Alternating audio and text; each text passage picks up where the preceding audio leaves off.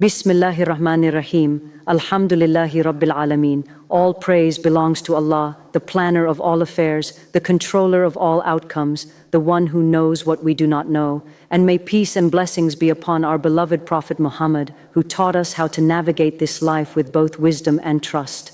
My beloved brothers and sisters, it's 3 a.m. You should be sleeping, but you're awake, staring at the ceiling, your mind running through scenarios.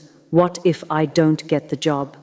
What if I never get married? What if my parents get sick and I can't take care of them? What if I fail my exams? What if I make the wrong decision? What if? And with each what if, your chest gets tighter, your breathing gets shallower, the future feels like a mountain you can't climb. If that's you right now, if worry about tomorrow is stealing your peace today, you're not alone. In fact, you're living one of the most common struggles of our generation. We're the generation with more information than ever, yet more confusion, more options than ever, yet more paralysis, more connections than ever, yet more loneliness. And somewhere between scrolling through everyone else's perfect life and trying to plan our own uncertain future, we forgot something crucial, something the Prophet taught his companions when they were facing persecution, poverty, and uncertainty. Something Allah reminds us of in the Qur'an over and over again. A truth that changes everything. The future is not in your hands, it's in His. And today, I'm going to show you exactly what that means. Not in a way that makes you feel helpless, but in a way that sets you free. Because worry about the future, it's not just exhausting, it's a form of spiritual forgetfulness. And once you remember who's actually in control, everything shifts. So stay with me. Because by the end of this video, you're going to understand why worrying about the future is a trap, what Islam actually teaches about planning versus anxiety, the practical steps to take when fear overwhelms you, how to trust Allah without being passive, and the dua that will change how you see tomorrow. This isn't just another don't worry lecture, this is a blueprint for living with peace in an uncertain world. Let's begin. Before we talk about the solution, we need to understand the problem. Why are you so worried about the future? And I'm not talking surface-level reasons like I have exams or I need a job. I'm talking about the spiritual and psychological root of this anxiety. In the past, people had certainty in one thing. Allah is in control. Life was hard, unpredictable, dangerous even, but they had an anchor. Today, we live in the most comfortable era in human history, yet we're the most anxious generation ever recorded. Why? Because we've replaced trust in Allah with trust in ourselves. We think, if I plan perfectly, I'll be safe. If I control every variable, I'll succeed. If I just work hard enough, everything will work out. And when reality shows us that we can't control everything, when plans fall apart, when efforts don't yield results, when life doesn't go according to our timeline, we panic. Because we put our trust in something that was never designed to hold that weight, ourselves. Social media has made this worse. You scroll and see your classmate got the dream job, your friend got married, your cousin bought a house. That influencer is traveling the world, and you look at your life and think, I'm so behind. But here's what you don't see. The classmate is drowning in debt. The friend's marriage is struggling. The cousin is stressed beyond belief.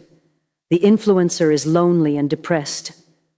You're comparing your whole life to edited clips of theirs, and that comparison is killing your peace. We've also forgotten that this life is temporary. Allah says, the worldly life is not but amusement and diversion, but the home of the hereafter is best for those who fear Allah. Surah Al-An'am 6:32. We've started treating dunya like it's supposed to be perfect, like it's supposed to give us everything we want, like if we just figure it out, we'll be happy forever. But that was never the design. Dunya is a test, temporary, meant to be uncertain. Because if it was predictable and comfortable, you'd never turn to Allah. So the root of your worry isn't just the future is uncertain, it's that you're trying to carry a burden Allah never asked you to carry. You're trying to control what only He controls, and that's exhausting. But there's a better way. Now let me show you what Allah says about the future, because His words are not just comfort, they're reality. Allah says, "And there is no creature on earth but that upon Allah is its provision." Surah Hud 11:6.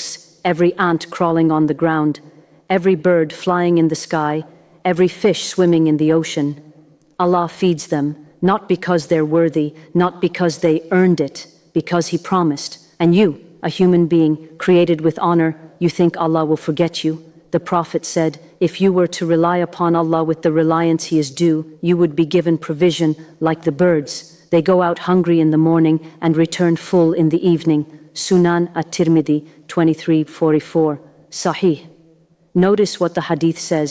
The birds don't sit in the nest worrying. They go out, they take action, but they trust the outcome to Allah. That's the balance. The Prophet taught us, if you ask, ask Allah. If you seek help from Allah.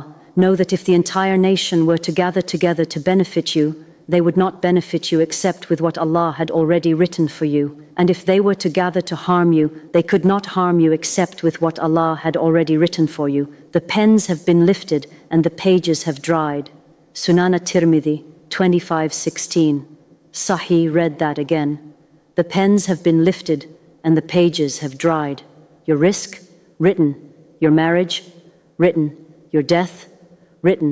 Your successes and failures? Written. Before you were even born. So what are you worrying about? You're worrying about something that's already been decided by the one who never makes mistakes. This is the verse that should end all anxiety. But perhaps you hate a thing and it is good for you. And perhaps you love a thing and it is bad for you. And Allah knows while you do not know. Surah Al-Baqarah 2:16. You wanted that job, didn't get it. Allah knew something you didn't. You wanted that person, it didn't work out. Allah knew something you didn't. You wanted your life to go one way, it went another.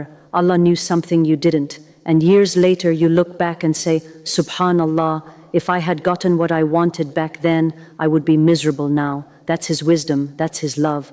Allah says, and that there is not for man except that good for which he strives. Surah An-Najm 53:39. Your job is to strive, to try, to plan, to work. But the outcome, that's Allah's job. You study for the exam, the result is with Allah. You apply for the job, the acceptance is with Allah. You make dua for something, the answer is with Allah. Your responsibility ends at effort. His responsibility covers everything else. And when you internalize that, you're free from the crushing weight of trying to control what you were never meant to control. My brothers and sisters, your future is not a mystery to Allah. It's already written, and it was written by the most wise, the most merciful. So why are you so afraid? Now some of you might be thinking, okay, so if Allah already wrote everything, why should I even try? Why should I plan or work hard? This is where people get confused. They think tawakkul, trust in Allah, means don't plan, don't prepare, just sit and wait for things to happen. That's not Islam, that's laziness disguised as spirituality. Let me show you the balance. The Prophet was once asked by a Bedouin, should I tie my camel and trust in Allah, or leave it untied and trust in Allah? The Prophet said, tie it and trust in Allah. Sunan at-Tirmidhi 25:17. First, tie the camel. Do your part, take the action, make the plan. Then, and only then, trust Allah with the outcome. When the Prophet was migrating from Makkah to Medina, did he just say, Allah will protect me, and walk out in the open?